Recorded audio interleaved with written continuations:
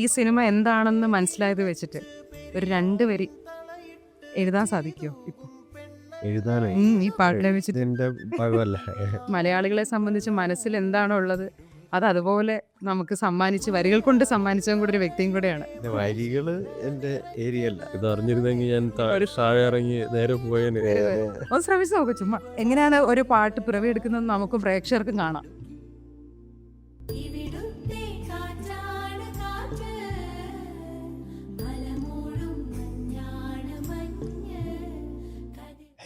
വായിച്ചോളൂ, ആർക്കും എണ്ണം വായിക്കാം.